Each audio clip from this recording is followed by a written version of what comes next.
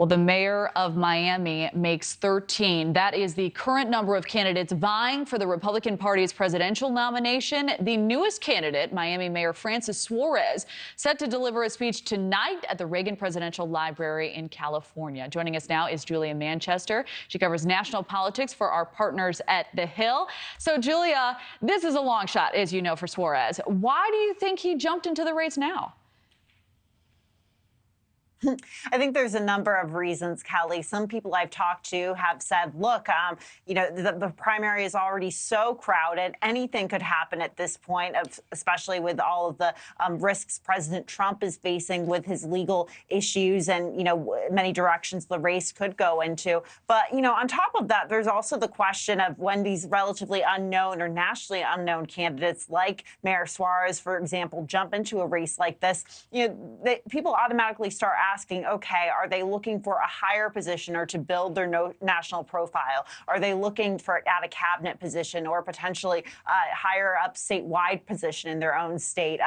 Francis Suarez has been floated as a potential pick for a future governor of Florida. So there's a number of reasons why he could be doing this, but he is absolutely a long shot. Look, he is well known in Florida, obviously well known in South Florida as the mayor of Miami, but he isn't nationally well known. And we do know that to qualify for those RNC debates in August, candidates have to get 1% support in polls in at least 3 polls and then 40,000 unique donors. So he has an uphill climb, but he does already have a super PAC supporting him. So we'll see if he can boost that national profile. Certainly, and it's a tight turnaround there.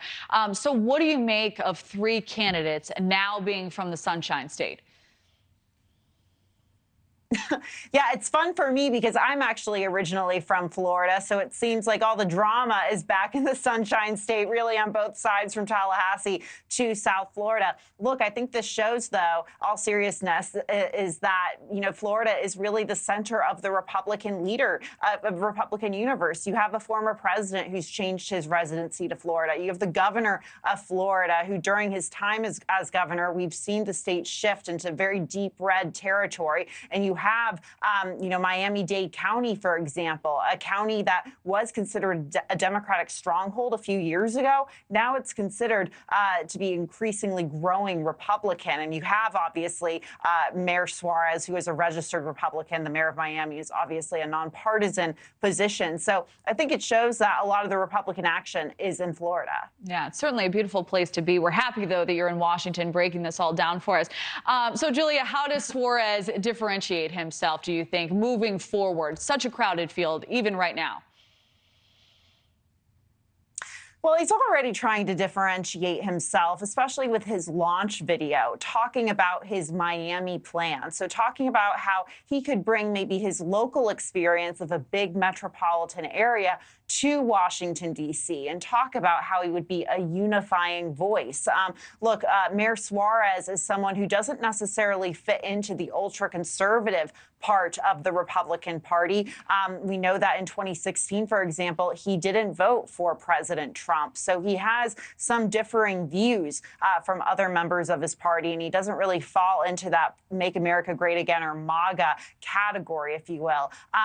Another major differentiation is the fact that he is the first Hispanic person to be running in this race. And we've seen that the Latino and Hispanic population here in the United States has become and is a critical voting bloc for Republicans and Democrats in elections. We saw them in Florida very much flip that state from blue to red, and in other parts of the country, depending on their own background, their country of origin, this community has very much played a role in flipping areas for Democrats or Republicans. So he represents a big part of the country and a big part of Florida, really, as a Cuban American. His father was the first Cuban American mayor of Miami.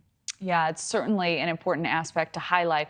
Julia Manchester with our partners at The Hill. Thank you. Thank you for watching. Go to newsnationnow.com to find News Nation on your television provider. And don't forget to click the red subscribe button below to get more of News Nation's fact-driven, unbiased coverage.